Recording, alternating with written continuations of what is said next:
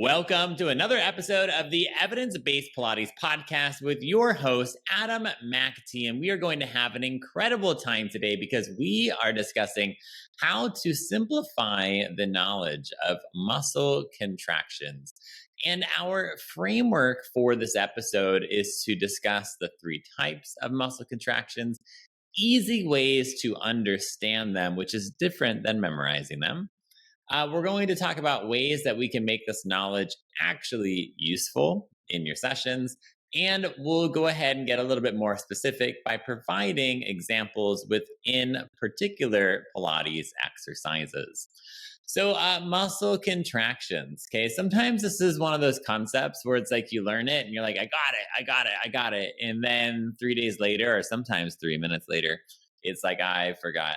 Or it can be a little bit of a head turner. So I hope that this episode is useful for your knowledge. And I promise you that when you really understand these kinds of concepts, it changes your teaching because you are no longer just like reciting an exercise, but you're really understanding what's going on in an exercise. And therefore, one, you understand the exercise better. And then if your client comes up with a problem, you can provide a better solution, right? And it doesn't have to be like a modification that's in one of your manuals. It's just something that makes sense to you. So it'll look like you're making stuff up, but you're really doing it from an informed place. Now, in order to know how to do that in regards to muscle contractions, we need to know what a muscle contraction is, and also the three types of muscle contractions. Now, a muscle contraction, right, or a skeletal muscle contraction, to be more specific or really relate to what we're talking about, is it just means to shorten. If a muscle has like one job, its job is to shorten. To contract means to shorten. Now, what that means is that like your muscle like has two attachment points, right? They call them like the insertion and the origin. If you've ever been turned around with those terms, welcome to the club. The origin is just the attachment that's closer to the center of the body. And then the insertion is the attachment that's further from the body. Now, it's like so pointless to memorize that or to like know which site is the origin or insertion. It's really just for knowledge, I guess, or like it's helpful in an academic setting. But even like in physical therapy school, they were like, screw it, we don't care. What we did, which I found really useful, was to call it like the proximal attachment and the distal attachment. So muscle has two attachments. One's proximal, which means closer to the center, and one's distal, which means further away. For me, that made sense. So if you've always been turned around with anatomy and like origin and insertion, one, I hope it's helpful to be told which one is which. And then two, that there's an alternative. That alternative is proximal and distal attachment. And the other alternative is just not caring, right? And be like, whatever. Totally cool. Okay. But with that, like, why is that important with the contraction? Well, because to contract means to shorten. Okay. And so what are you shortening? Oh, you're shortening the distance between the attachment points. So you can figure out what any muscle does by knowing where its attachment points are, which is why the action of a muscle, like the action of a muscle is always relevant to where it is. Okay. So like, for example, if your arm is in front of you, your pectoralis major is actually a shoulder extensor. Who would have thought, right? But if your arm's in anatomical position, it's an adductor and an internal rotator, right? So like that's that's just where anatomy is like more confusing than it needs to be. So a muscle contraction just means to shorten. Okay? We have three types of contraction. We have concentric contractions, eccentric contractions, and isometric contractions. Now, a lot of times we learn this in a state of like, the goal is to memorize it because knowledge is power and we want to memorize it. And what I would really advocate for is for you to understand it. Like, just memorizing stuff is cool. Understanding stuff is like the sauce of a Pilates Jedi. Okay, those are the problem solvers. Those are the excellent instructors. You actually understand it. Now, there's always going to be a bit of memorization in it, but I want this to be useful for you. So it's not just theoretical knowledge, it's application for your Monday at 8 a.m. Okay? So, with that, a concentric contraction, okay, is when the muscle is trying to do its job and it wins. What's a muscle's job? A muscle's job is to shorten. What does shortening mean? It means it's bringing its two attachment points closer together. And when two attachment points come closer together, they get shorter. So for that, that is a concentric contraction. The muscle did its job successfully and it won. So for example, if we were to talk about your elbow, right? I'm in an elbow thing right now because this gave a lateral elbow tendinopathy, otherwise known as tennis elbow workshop. It's in the VIP membership, by the way. So we're going to talk about the elbow. We'll just say the biceps at the elbow in terms of just flexion and extension. Okay. So let's just pretend the biceps just says flexion and extension at your elbow, even though that's not true. So for that, if your biceps were to contract concentrically, your biceps brachii, okay, you're going to flex the elbow because that's what it does. It's like a biceps curl. Okay? That's a concentric contraction. It successfully did its job. Now, an eccentric contraction is the opposite. Okay? So an eccentric contraction is that the muscle is trying to contract. It's trying to get shorter, but it can't. Okay? It's actually getting longer. But what's important to recognize is that it's not self-induced. Like it's not making itself get longer. Something outside of the body is just stronger than the muscle. Therefore, it's trying to shorten, but it's not winning. Okay, it's getting longer. If a muscle wins, it gets shorter. Okay, that's a concentric contraction. Concentric contraction, the muscle wins. What's the muscle's job, or what's the biceps' job at the elbow in terms of flexion and extension? It's to flex, right? So if you flex your elbows successfully, you win. Okay, the biceps concentrically contracted. Now, if your arm were straightening and your biceps were contracting, right? They're trying to shorten, but they can't. Okay, because whatever is in your hand is heavier than the biceps. Okay, meaning it has more force than the biceps contracting. This is where it gets turned around. But if you hang in here with me and you actually understand this, you'll have more tricks when you're teaching. I mean, your clients will think they're tricks, but they're really just scientific ways to get your body stronger. So if we're just going to talk concentric and eccentric, so we're not doing like the whole isometric yet.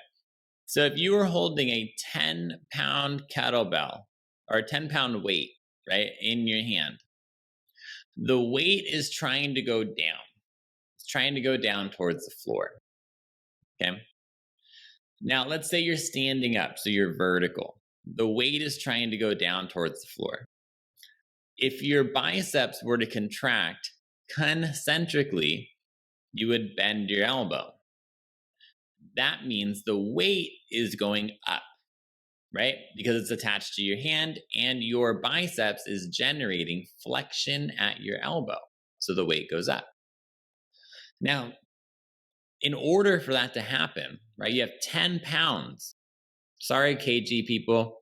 I think that's like, oh man, 4 kg or something. So let's say you have 10 pounds. I'm going with pounds. Yeah, I get confused. Let's say you have 10 pounds in your hands. Hang in here with me, okay? Your biceps has to generate more than 10 pounds of force, or else the weight doesn't go up. Okay? Whoever has the most force wins. It's the way the world works. It's not an opinion. It's not like we pass this through the government. This is a law of physics. Okay, whatever has the most force, it's going like what your hand's going that direction.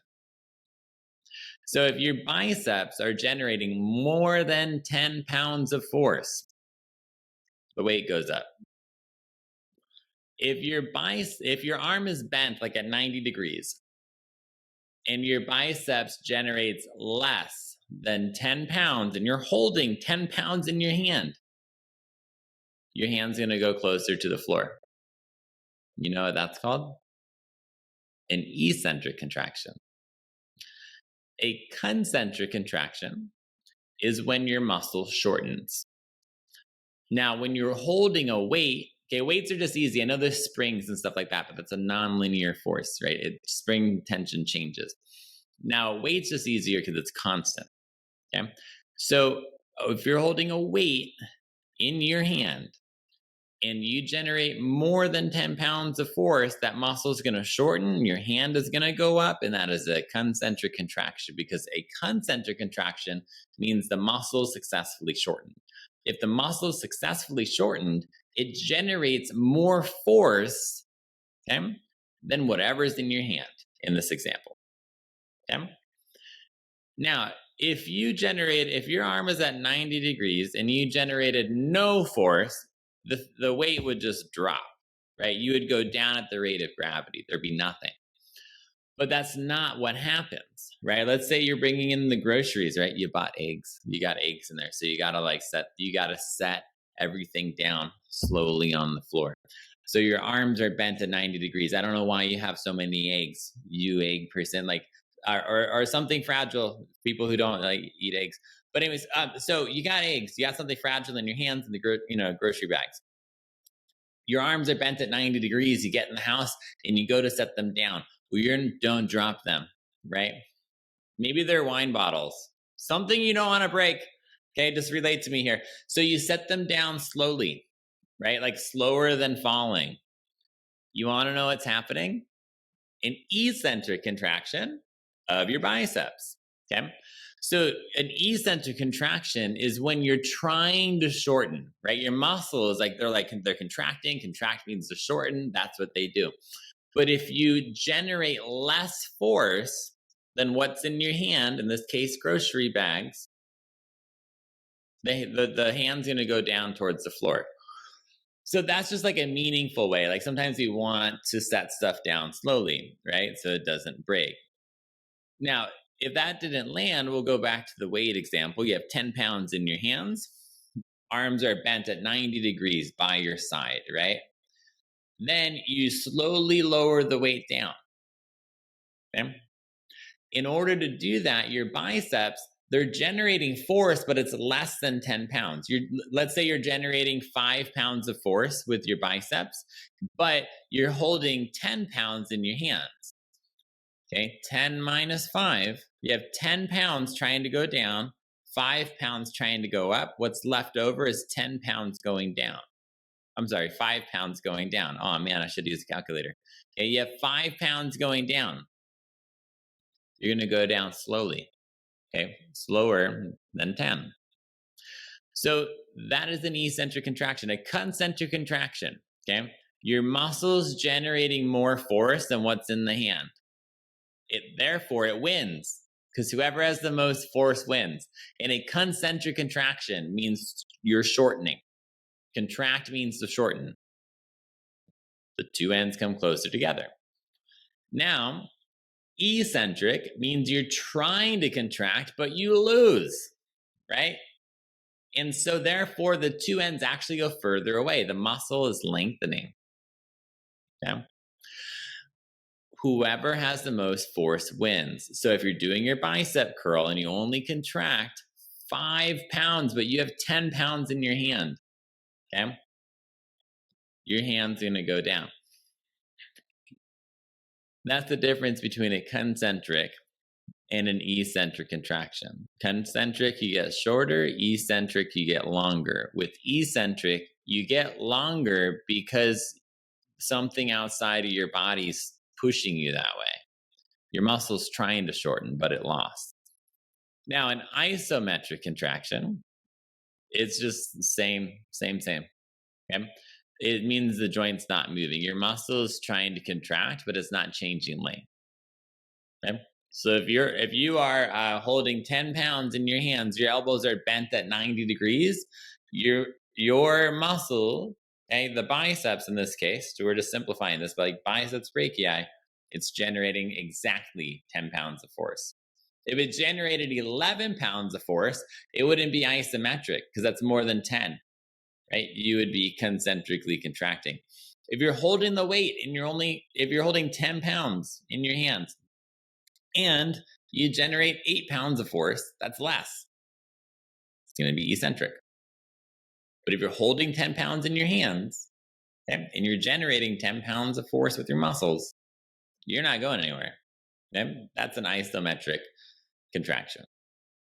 Now, in order to know how to like use these in like meaningful ways, we have to understand what they are. Because if you don't understand what something is, then you're like flying blind. Okay, just like recapping that. Concentric means to shorten. Okay, eccentric means that you're trying to shorten, but the muscle's actually getting longer. In isometric, you're not going anywhere. You're holding something, right? Think of a plank or like a wall squat, okay? Things like that, okay? Or like chair pose. That's my one yoga term, chair pose, right? So that burns your quads. Now, so that's just ways to understand what we're talking about. And it's okay if that makes you a little googly-eyed. It took me years to like be confident in it. But ways to make this useful is to understand like what advantages do these things have. Now, an advantage that an isometric contraction has is that a lot of times that can be used for pain relief, right? A lot of times they have like analgesic effects. Analgesic means like you're reducing pain, right? So like icing your knee could have an analgesic effect because now it hurts less because you iced it. Or you put heat on it, that could have an analgesic effect. Isometric contractions can have an analgesic effect. Like a good example of that is like a tendinopathy. Tendinopathy means there's something hurts, or not something hurts, something's wrong with the tendon, but there's no like tear. Okay, like there's no actual injury, but there's just things going on in there, and you're also experiencing pain. And then sometimes limitations like a lateral elbow tendinopathy. One of the things you could do is an isometric contraction of your wrist extensors to help mitigate some of the pain in the short term. And there's more on that in the workshop in the VIP membership. But with that, okay, isometric contractions can be useful for that. You can also, like, if someone's more deconditioned, you can use that to help build up their strength a little bit.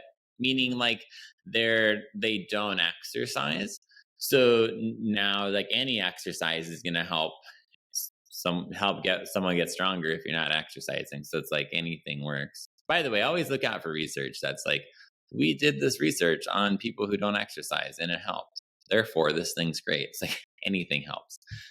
Anyways, that's a sidebar. But so you can use isometric contractions there. They're also great for so they have an analgesic effect, but they can increase your pain tolerance too, which is a little bit of like woven together. So anyone, have you ever held a plank and you felt pain? Yeah, that's building up your pain tolerance and also your endurance. Because you don't just do an isometric contraction for like a second, then you're done. You do an isometric contraction for a tolerable period of time, and then you make those harder by extending time. And that's how you do endurance exercises, because endurance means it's a submaximal force that you apply for an extended period of time. So it's a force that's less than your maximum, right? And then you just hold it for a while, and you make it harder by holding it for longer, right? You know those Pilates instructors who lie? I'm one of them. Not lie about like anything, harmful, but lie about like time. Like, you're gonna hold this for 10 more seconds, right? And then 15 seconds go by, and the instructor's like 5 more seconds, right? They knowingly or unknowingly made it harder by extending the period of time. Okay? So isometric contractions are helpful for pain tolerance. which, it has an analgesic effect. So it can help reduce pain in a painful area. Okay, use tendinopathy as an example.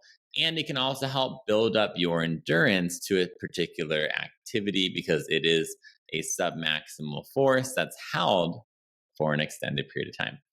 Now, eccentric contractions are freaking cool. Okay, they're cool because you can generate more force on the eccentric phase of a muscle contraction than you can a concentric phase. Now, you do concentric and eccentric contractions all day. So the justification for doing concentric contractions is that's how the body works, right? Nothing to like mind blowing with that. Like we pick stuff up, so we should train that, right? We shorten muscles all day. But where we can use eccentric contractions is understanding that eccentric contractions can generate more force than concentric contractions, which is why I have another workshop in the VIP membership called Taking Advantage of Eccentric Contractions. So we go into great depth. It's like 2 hours of stuff. And you can get access for free, by the way. You just use the link in the bio, or link in my in the show notes. Sorry, it's podcast show notes, and you can get a 7-day free trial. So there's a bunch of workshops in there, preloaded, comes with a membership, no add-ons. So for this, so you're taking advantage of like an eccentric contraction. What does that mean? That means that like if there's an exercise that you can't do concentrically, like you can't generate enough force concentrically, okay? What you can do instead is do that exercise, but just in the eccentric phase, okay? So because the eccentric phase, you can generate more force concentrically, okay? So they do this a lot in like Achilles tendon rehabs, or like a lot of tendinopathies, but like Achilles tendon is a good example where you do what's called eccentric overload. So it's like, let's say you're doing like a calf raise and you're holding like 50 pounds, right? And you're holding 50 pounds in your hands and you're standing on one leg and you're supposed to lift the heel up, but you can't. It's too heavy. Okay? The way you do an eccentric overload with that is you start with the heels lifted, right? You're on one leg, let's say. And then your trainer, your Pilates instructor hands you this heavy thing. It's 50 pounds. And then you hold on to it at the top, right? So you start at the top and you're on your tippy toes. They hand you that heavy thing and then you lower your heel down slowly, okay? Because that's the eccentric phase of your gastrocs and your soleus, which are attached to your Achilles tendon. I'm sorry if Achilles tendon anatomy makes you googly-eyed. But an eccentric overload is like a strategy that individuals that provide rehab will use, okay, for particular conditions. And a classic example is Achilles tendinopathy. Now, this also has a place just outside of rehab. It has a place in just building strength. Okay? Like what if you can't do a push-up or a squat, or one-legged squat, something like that? Well, you can figure out little tricks to take advantage of the eccentric phase. Okay? And this is where we not only want to make this useful, just recognizing that eccentric contractions generate more force, right? And isometric contractions can help reduce pain in a body part. But now it's how do we do it in an actual exercise? Okay. Because I love theory, right? Theory is great, but theory doesn't help my 9 a.m. Angela who has knee pain. You have to be able to turn theory into practice, or else it's just a conversation, right? And so I want to help you turn this theory into practice. So push-ups. Oh man, that's a great way to get a client to not be excited about their session. Just kidding. But we know, come on, clients tend not to be excited for push-ups or planks, right? I think it's anything with the P. So anyways, with that, okay, push-ups. In a push-up, you're horizontal. Let's say plank push-up. You're in a plank, you're horizontal, your arms are straight, they're locked and they're safe, right? So everything's locked, right? Arms are locked, legs are locked. We're in such a beautiful neutral spine or whatever. Okay, we're here. The push-up goes, you bend your arms. Let's say you go all the way down where you're just hovering over the floor, right? And then you straighten your arms back up to straight arms. That's a push-up. Boom, right? Now, let's talk about like the triceps specifically in a push-up. Your triceps job at the elbow is to straighten your arm. That's what it does. It creates elbow extension. Now, a muscle that creates elbow extension resists the opposite. That's a good trick, by the way, if you're not familiar with that. So if a muscle does elbow extension, it resists elbow flexion. Okay? And when you say it resists elbow flexion, what that means is the eccentric phase of that muscle is an elbow flexion. I know. Hang in here with me. If you want to do push-ups, by the way, you can do them, right? It's good. Tell me about it on Instagram too. I like that. So with that, your arms start straight in a push-up, right? They're locked. Your triceps perform elbow extension, elbow flexion. Elbow extension means straight. So when you are bending your arm and you're going closer to the floor, your elbow is flexing.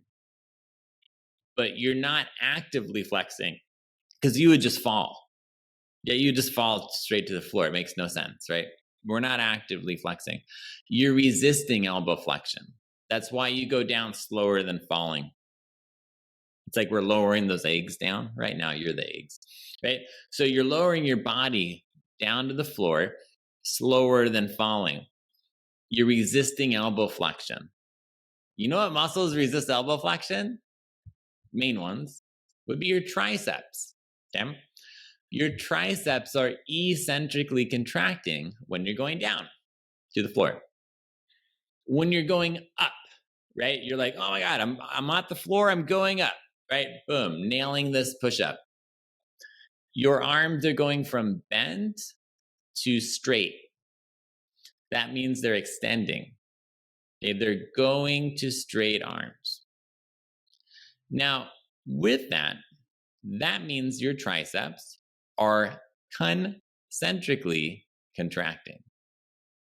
So on the way down, they are eccentrically contracting, and on the way up, they are concentrically contracting. Now, we also know that eccentric contractions are stronger than concentric contractions, and this is where knowing this knowledge is not just like theoretical and like brain turning. You can actually make a difference in your clients' lives, because I don't know about you, but like I have had tons of people that cannot do a push-up or they struggle to get their fourth push-up in, right?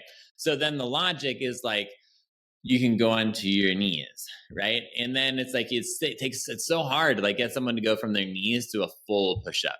I know there's other things you can do, right? You can bring the hands a little higher. You can bring them a little lower. There's other things you can do. This is just one additional strategy that's super useful. Not just useful, super useful. That means it's more useful than useful. So with that, okay, what you can do, let's say someone is not able to do a full push-up, but you're just over the kneeling push-ups. It's like no longer acceptable to just do kneeling push-ups. We are taking action. This is what you do. You have them go in a plank. They'll love that, by the way. You go in a plank and you lower down in a plank. You do it as slow as they can tolerate. Then you bring their knees on the floor. With their knees on the floor, you straighten the arms. Then you come back up to a plank. I'll repeat that. You're in a plank. Okay? You in the eccentric phase, you're in a plank and you're going down because you can tolerate that, right? But that client's not going to get back up, okay, like that. They're not going to get up in a straight plank. So in the concentric phase, we're going to make it a little easier, right? We're going to go knees down to push back up, get back in a plank. So instead of doing concentric and eccentric, contractions for either kneeling push-ups or concentric and eccentric for the full push-ups. You just do the harder one eccentrically and the easier one concentrically, because you understand that they can handle harder stuff in the eccentric phase, right? That's the Pilates Jedi. You know your shit. Okay. And that's why knowing like muscle physiology is really helpful when you're making decisions in a Pilates studio. Okay. And totally cool if physiology makes you googly eyed, right? That's why I'm here to help you. I went to school, so you don't have to. So with this, okay, that's how you can help someone in a push-up. Like you can get someone to like couldn't do a full push-up to eventually nail their push-up, because eventually you won't have to do that trick, the eccentric on the way down, concentric on the way up. Okay, a plank on the way down and then kneeling on the way up. Eventually you'll say, all right, let's see if you can keep the plank, right, on the way up. And if you can get someone who like couldn't do a push-up before to be able to nail a push-up, give them a high five and celebrate that like human experience. Yeah, like their eyes could like when those clients like nail an exercise they thought they never could. That is such a glorious moment. And that's the joy of like what we do. And that's why these little tricks can make a huge difference in your clients' lives. Okay. Now this isn't just applicable to like someone who can't do a push-up. It could be that you're gassed, right? Like you could just be in a fitness class and this could just help you as a person, or it could be in one of your Pilates classes, right? Maybe someone can do 3 push-ups, but the task is to do 8 push-ups. So then maybe they do 3 in a plank, right? Up and down, and then they're gassed, right? They're so tired, but you have to do 5 more because it's a group class. So then what you do is you do the eccentric concentric trick for the last 5. Okay. So you go like plank down, kneeling up. Okay. So you can use that in a push-up when someone's either not able to achieve the full thing, or you just need to pump out a couple more reps. Okay. It's like an energy reserve. One more example. Okay. That's a mad example. Another example where this is really cool is like single leg footwork on the reformer. Okay. So when I'm talking about single leg footwork, I'm not talking about like the fancy choreography, right? Shout out to that. You all confused the hell out of me. I'm that person in class where it's like, where's my leg supposed to go? So I'm talking just like super simple. I don't care what the free leg is doing. I'm just interested in the leg that's on the, what's that called? The foot bar. Okay. So single leg footwork, it would be like all springs on, push out, come in. I know, crazy, right? All springs on, push out, come in. Let's say that's the task we wanted to do for someone because we're doing like some knee rehab, right? Like total knee replacement. Okay? There's a workshop coming up, by the way, total knee replacements on December 16th in the membership. It's going to be awesome. So let's say we're doing total knee replacement rehab and we're like it's like later stages and we're really building someone up. Okay, so you want to strengthen the quads for that. You want to get full knee extension. So we're pushing out and in. Okay, like that's what we want to get to, 5 springs, but we can't do it. Okay, we can't quite get there. We can get like 4 springs.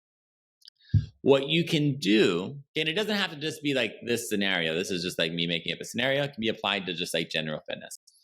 You can be on all 5 springs with 2 legs. Okay, you can push out with 2 legs and then come in with just 1 leg on the bar. Okay, like if you think about the quadriceps, which are the main muscles in footwork that get fatigued, right? I know you can consciously contract your hamstrings, but it's not a hamstring exercise. That's why you have to consciously contract them. There's an episode called the 5 minutes of footwork if you want to talk more about footwork. And for your quadriceps at the knee, okay, they straighten the knee. They create knee extension, and therefore they resist knee flexion. So for that, as you push out, as you go from bent legs to straight legs, okay, stretching the springs, that's the concentric phase. Can't generate as much force there. However, on the way in, you're resisting knee flexion. That means that you are doing an eccentric contraction of the quadriceps. So just like the push-up, it's the same concept, different, exercise. Give it, like, let yourself push out with 2 legs. Okay, so you're gonna push out with 2 legs. Okay, so you don't have to generate as much force per leg. Then you can come in with just 1 leg. What that does is it allows someone to generate more force or have more of a muscular challenge in a way that they otherwise couldn't, because they can't generate that much force with just 1 leg. Now, it's not the only strategy or the only way to get someone stronger. You might just say, like, why not just do it on 4 springs and increase the reps? Absolutely, you can, right? You're going to bias endurance a little bit more that way. But okay, another way to win is to push out with 2 legs and come in with 1 leg. And it doesn't have to be like a total knee replacement rehab where you're trying to strengthen up the quadriceps, right? It doesn't have to be 5 springs. It could be 3 springs. It could be 3 springs and an option that you give a group class. But this is where knowledge is power, but then you can actually use this. Okay. This is like the essence of what I want this podcast to be, the essence of the VIP membership, the essence of the work at Evidence-Based Pilates is being able to like understand the theory, understand the science, but apply it to the studio. Because like theory and all that's great, right? It's good to know research and stuff like that, but like your clients need you, right? And your clients are what really matter. And that's the mission here at Evidence-Based Pilates, is to allow you, the Pilates instructor, to have a better grasp of research, to have a better grasp of your skill set, and being able to really use your knowledge in meaningful ways to help your clients get better results. When your clients get better results, your business booms, your confidence booms. It's just a win-win and another win. And I hope you enjoyed this podcast on the different types of muscle contractions and how we can simplify this knowledge into a meaningful way. And if you enjoyed it, you would love the VIP membership. Okay, there is an entire workshop on this topic, as well as lateral elbow tendinopathy, and plenty others. Okay, I won't list them off for you, but go ahead and have an incredible rest of your day, and I'll see you in the next one.